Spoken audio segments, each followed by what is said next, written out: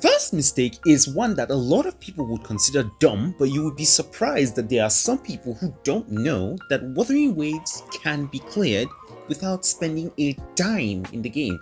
There are a lot of people who assume that because Wuthering Waves is going to be a gacha game, you're going to have to spend money in order to make progress in the game. I want to clear up that misconception. You can play Wuthering Waves for the next 500 years and you will never need to spend a single dime on the game. Sure, the people who will spend money and get sequences and other things that money can buy in the game will be able to clear content in the game easier. But it doesn't mean that you, as someone who decides not to spend in the game, will not be able to do it. You can 100% play this game without ever spending a single penny in the game. The second mistake is one that a lot of people honestly make without knowing that they've actually made that mistake. It's thinking that character levels is all there is to making your character stronger. This is actually not wrong, but it's also not right at the same time. Now, what do I mean? For most people who are going to start off Wuthering Waves, if this is their first time ever playing a gacha game, they will think that if they level up their character from level 1 to level 90, that the character is now as strong as they potentially can ever be.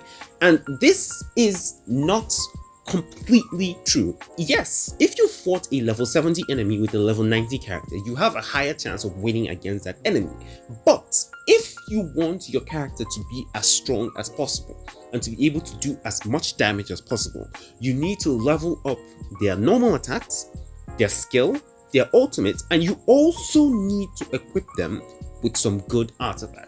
Now, I'm going to make a crash course for people who are not used to all of these kinds of things, so don't worry if anything I said just now is very confusing. I will explain it better in that video when it comes out. Just make sure you're subscribed so you don't miss out on that video. Now, the third mistake that a lot of people are going to make is not fighting every enemy that they see. Now, I'm talking about monster enemies. You can skip every human enemy, but every single monster that you see, if you've never fought it before, fight it at least once and try to capture the echo, these ghostly aberrations of the enemy, at least once. It will save you a whole lot of hassle at the beginning of the game. And speaking of the beginning of the game, that's where we can also talk about one other beginner mistake that a lot of people make. They don't unlock the map as fast as possible. Now, for unlocking the map, I would really highly advise that when you start the game, before you progress with the story, go and find all the resonance nexi that are in the game at the moment on the map and unlock them. This will show you everywhere that is on the map, and I will also advise that you unlock all the fast travel points or teleporters in the game.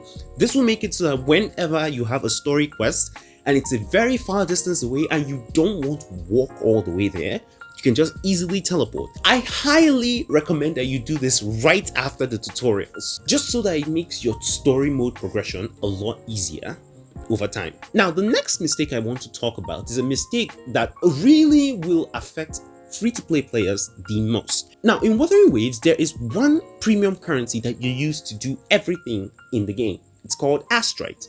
You use this Astrite to buy poles, you use this Astrite to refresh your wave plate, and so on and so forth. And as a free-to-play player, you should not ever spend your Astrite on getting wave plates and every other thing. Don't misunderstand what I'm saying right now. I'm not saying that spending Astrite on these things are bad, but as a beginner, you may not know the value of these things and you may overspend in a way that won't enable you to be able to get new characters. That is why I advise that as a beginner, if you don't really understand how the systems work, only spend your Astrite on pulling for characters. Don't spend them on anything else. When you fully understand how the game systems work, then you can actually think about spending your Astrite on different things like wave plates and the rest of it. It's a little tip, but it's something that will go over a lot of people's heads, but it is really, really important. Now, because I wanted to talk about 7 mistakes in this video, I'll add in this last mistake that some beginners will definitely make, which is not choosing characters because they like them, but rather because they want to have the strongest character possible. Basically, they're focusing on meta over enjoyment. Now, I want to be clear about something. There are a lot of videos on YouTube right now leading up to the launch of Wuthering Waves talking about character tier lists and 5-star characters that you should get, etc, etc. I want to be clear about something on these videos. Wuthering Waves has not announced or even confirmed that there is going to be a 5-star selector in the game.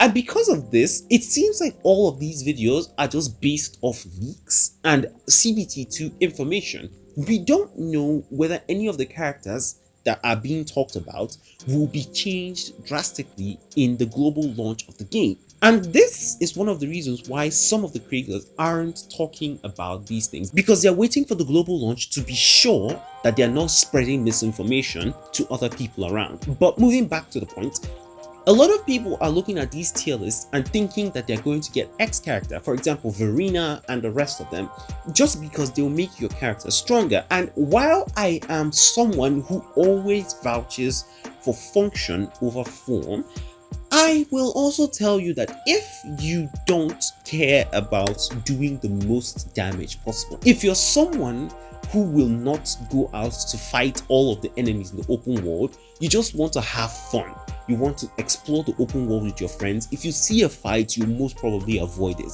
then you don't need to pull for the strongest character. Pull for any character that you like. If the character looks beautiful to you or handsome to you and you feel connected to that character, pull for that character. Don't pull because other people are telling you to. Now, if you want to get a character that is absolutely very strong and all of that, then that's fine, you can pull for that. But always at the back of your mind, remember that you should be having fun in this game. You shouldn't be restricting yourself to just what is viable or what a lot of people consider as good. With all of that said, I really hope that this video will help out at least one beginner player, and I will leave the video here. Thank you all so much for watching. Make sure you subscribe to the channel. When the global launch of Wuthering Waves happens, that's when I'll start to give out my own thoughts on what characters are strong and how to build your characters and all of that. But until then, you'll just see a few videos trying to prepare you guys for CBT2. And with all that said, thank you all so much for watching. Subscribe for Wuthering Waves, Project Mugen and Azure Premilia videos. Also follow me on Twitter if you haven't already. And you can also join my Discord. All the links are down below. Thank you all so much for watching, and I'll catch you guys in the next video. Peace.